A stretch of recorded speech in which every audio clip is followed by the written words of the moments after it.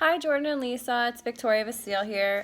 This is my video for my mentor experience with John Scroggins, who was a employee who was out on disability for about a year and just came back, right before the holiday break around the last week of November. Um, this experience was a lot different than my first experience with Michael. Michael was definitely a person that had a great attitude. He was like a sponge. He wanted to learn everything that I had to say. He really took me seriously. And I still talk to him almost every day. He shares all of his successes with me, which are still great. And he's just kicking butt, and I couldn't be any prouder of him. But how has this experience made me a more confident business advisor? I feel like I'm just sticking my ground. A lot of the times, the treatment that John kind of gave me was a little bit demeaning. Kind of bullied me with his experience.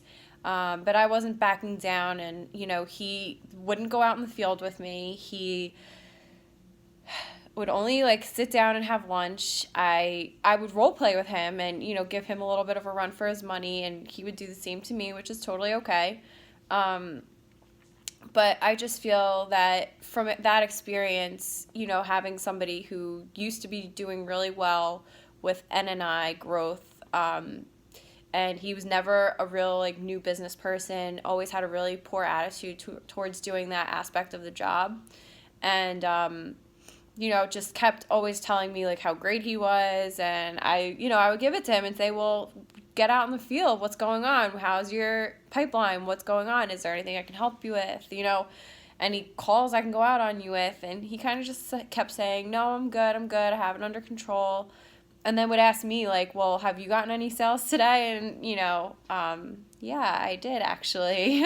But anyway, how has it made me a stronger leader? I feel like I have put him in his place a couple of times to say, well, what are you doing all day? You can't just be looking at all of your customers that you've had for 11 years all day. I can't imagine that you can't go out and shake 5 hands on any given day.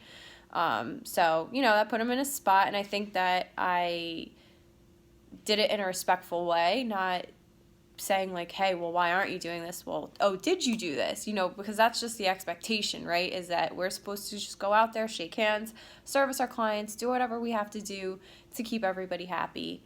What did I learn about myself? I learned that I'm not going to take his crap, and I learned that, just from this experience, that I feel really bad for my manager, that he has to deal with 15 of our BS just like this guy. I mean, he would complain on the phone to me for 45 minutes at a time, just complain, and I'm just trying to be there, be supportive, try and give him the guidance that, I think that he could benefit from. But, you could lead a horse to water, but you can't make him drink, I guess, is the biggest thing I've learned here. And I think I knew that already, but that's okay. But it's just a shame because I wish we could have a different person on our team instead of somebody that just doesn't want to do anything that's required, is stuck in the old mentality, the old world. And if the candidate next time that, is coming back from disability